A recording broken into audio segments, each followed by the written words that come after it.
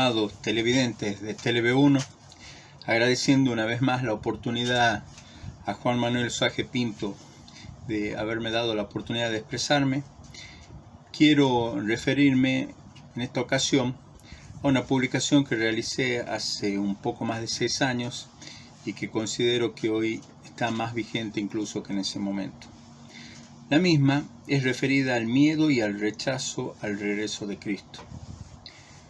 Observando la situación actual de deterioro irreversible de las sociedades del mundo entero, no podemos menos que avisorar un colapso inminente de las naciones, que forma parte de un plan meticulosamente realizado y con mucha paciencia y bastante tiempo. Todo esto en pos de la imposición de pleno derecho del sistema más autoritario y atroz de la historia, en donde no solo se busca controlar nuestras acciones, sino que hasta se pretende controlar nuestros pensamientos. En ese sentido, no deja de sorprender cómo en los ambientes católicos, conservadores y hasta tradicionalistas existe un rechazo profundo y hasta una inocultable molestia al considerar la cercanía de la parusía. El padre Castellani decía que creer que Cristo regresaría en miles de años es lo mismo que considerar que no regresará nunca. Y así empeñó gran cantidad de su producción literaria a demostrar cómo los tiempos que se viven pueden adecuarse perfectamente a las previsiones divinas para el retorno de nuestro Señor. Y estamos hablando de escritos que tienen más de 50 años. ¿Qué pensaría en este momento? Si los católicos conservadores, es decir, los que defienden el status quo de esta jerarquía apóstata que tenemos en la Iglesia, se lamentan del mundo actual al que equiparan a una nueva Sodoma y Gomorra, y los tradicionalistas reniegan de la apostasía reinante de esa jerarquía, y coinciden sin embargo en la última consideración, entonces, ¿por qué rechazar con tanta vehemencia la cercanía del regreso glorioso de nuestro Señor Jesucristo? Único remedio al humanamente invencible nuevo orden mundial hoy reinante. Si la esperanza máxima y repetida por los católicos en cada Padre Nuestro es la venida a nosotros del reino, ¿por qué seguir anhelando esperanzas puramente mundanas y contingentes y no la trascendente por excelencia? Con bastante falta de lógica se escucha decir que Dios en su omnipotencia va a suscitar guerreros o apóstoles que venzan el actual poderío de los medios publicitarios, políticos y represivos de la élite gobernante. Ya en ese sentido podríamos pensar que esto implicaría una intervención divina que tuerza las corrompidas voluntades de casi toda la humanidad, haciendo del milagro una situación de regla y no de excepción. Y de ser así, volcada la humanidad por coacción divina hacia el Creador y no por la voluntad libre, ¿cómo no considerar que a lo que se está aspirando es un verdadero paraíso terreno? En este pensamiento se puede vislumbrar el triunfo de la mentalidad judaica en el mundo católico. La aspiración mesiánica ha limitado un triunfo en el orden temporal y en el orden material. El vencer a los enemigos del cuerpo, mas no del alma. Antiguo anhelo para el cual los enemigos de Dios usaron el inmenso poder de la usura. Así se promueve como la más alta aspiración un sentido materialista de la existencia, para atar a la población a los bienes de los cuales esta élite es dueña y usa a modo de zanahoria para el burro que se mueve y trabaja para un fin que nunca logra alcanzar o consume su vida en dicha superflua tarea. Cuando planteamos la cuestión parusíaca, se nos suele confrontar diciendo que solo el Padre sabe el día y la hora del regreso de Cristo y se nos acusa de pretender profetizar el momento preciso, cosa que nunca hicimos. Sin embargo, dicho argumento puede ser usado perfectamente para quienes lo esgrimen, ya que ellos tampoco pueden asegurar que faltan miles de años o muchísimas generaciones para ese liberador acontecimiento. Y si decimos y decidimos estar preparados para este acontecimiento, y esto sucede en miles de años, de cualquier manera nos veríamos beneficiados. al contrario de lo que podría suceder a los incautos que se relajan ante un tan probable panorama escatológico, al decir del padre Castellani. Ante la objeción de la dificultad a la hora de interpretar el libro del Apocalipsis, Castellani enseñaba que las profecías contenidas en la revelación pública no podían ser tan oscuras al punto de ser indescifrables, porque en dicho caso no habría ninguna necesidad de que estuvieran en las Sagradas Escrituras. Y de darse dicha situación, solo podría considerarse estas profecías como una humorada de Dios, que estaría transmitiendo a los hombres lo humanamente indescifrable.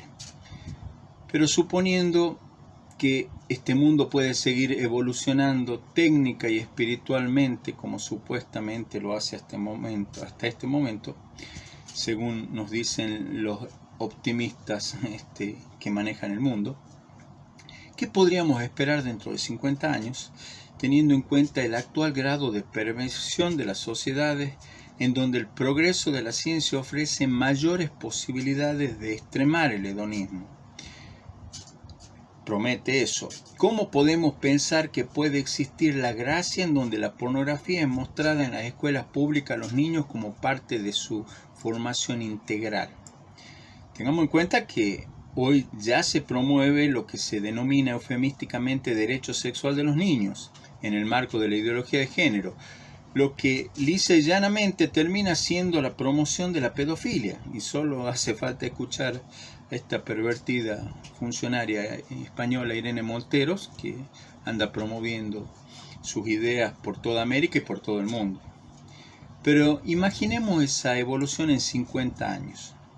Si hoy en todas las tapas de los diarios y revistas conservadores encontramos a mujeres y sodomitas mostrándose impúdicamente o contando como prostitutas contentas sus más vergonzosas intimidades, igual situación o mucho peor se observa en la televisión. ¿Qué podríamos esperar entonces en ese sentido en 10 lustros? Si hoy se anuncia la construcción de muñecas o muñecos sexuales con una similitud increíble con una persona real, ¿qué podríamos esperar cuando la ciencia siga avanzando en ese sentido?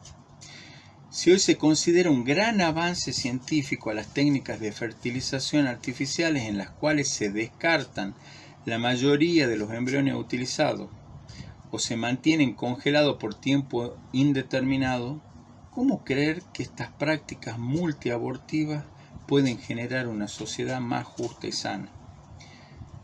Probado está que la ciencia hoy ayuda al hombre en sus posibilidades de pecar más fuertemente, por lo que ese pretendido avance espiritual que hoy se predica, especialmente en la neoiglesia, bajo la forma de tolerancia misericordiosa. El objetivo a seguir por ese neocatolicismo conduce necesariamente hacia el protestantismo de Lutero, ya que de ese modo se podría seguir el consejo del monje maldito cuando decía: peca fuerte, pero ten fe más fuerte todavía. De esa forma se puede conciliar el considerarse una persona católica y tratar de mantener la conciencia tranquila. Y es así que hoy, como resultado, tenemos, como proféticamente lo predijo Castellani, un cristianismo sin Cristo, que era el que preveía para la época del anticristo. Ese cristianismo filantrópico antes que espiritual, antropocéntrico antes que cristocéntrico. Y acabamos de escuchar estos días una terrible homilía de Monseñor Tucho Fernández, persona muy cercana al obispo de Roma, planteando similares cuestiones y cuestionando la moral católica de los últimos siglos, que según él estuvo equivocada y gracias a Bergoglio hoy día se está cambiando. Las sociedades actuales se siguen descomponiendo en la misma medida en la que buscan mayores libertades y derechos, pero sin las correlativas obligaciones y límites a su ejercicio. Y esto solo se consigue gracias a la democracia.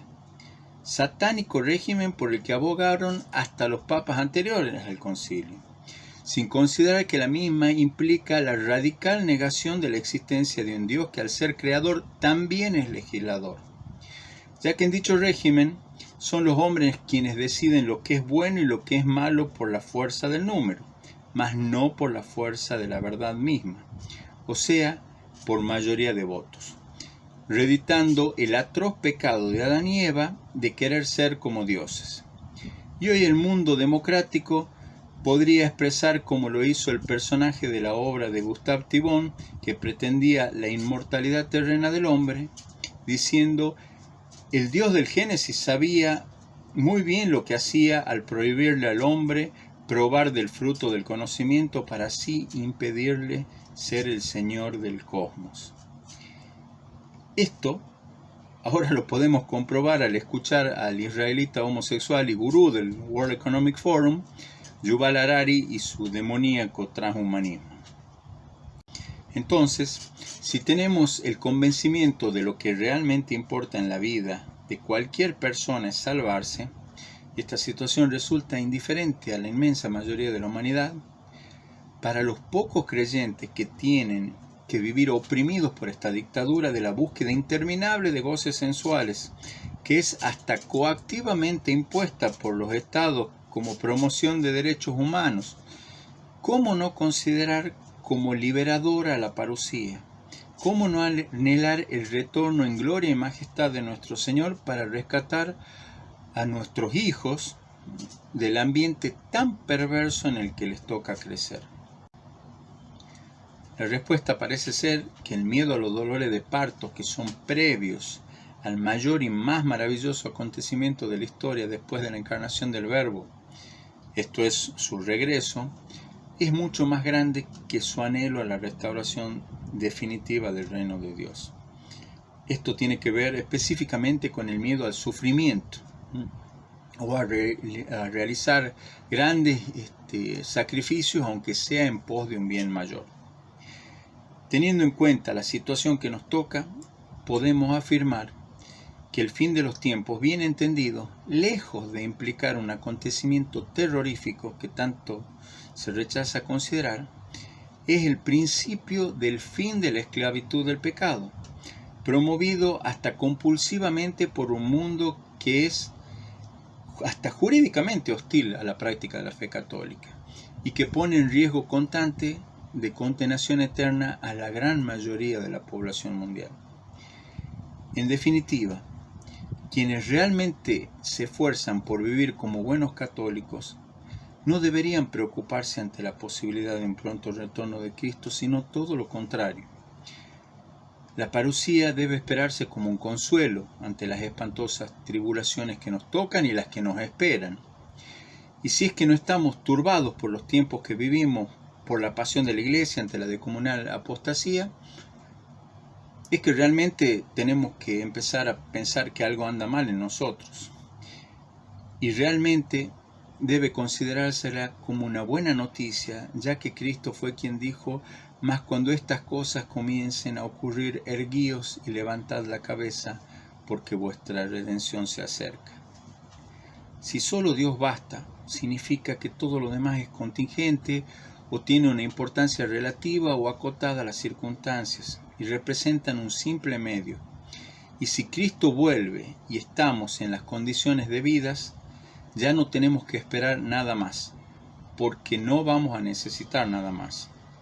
Por eso, si creemos que donde está tu tesoro está tu corazón, debemos dejar de amontonar tesoros donde hay polilla y herrumbre que corroe y poner nuestra confianza, en vez de en la ciencia o en la buena voluntad de los hombres, absolutamente y solamente dirigida a nuestro Creador. Si estamos viviendo los últimos tiempos en sentido estricto, y por mi parte así lo espero, la única previsión que nos debería preocupar, de las que nos deberíamos ocupar, sería, como también señalaba y repetía Cantelani, es que Dios nos agarre confesados. Ven, Señor Jesús, Maranatha.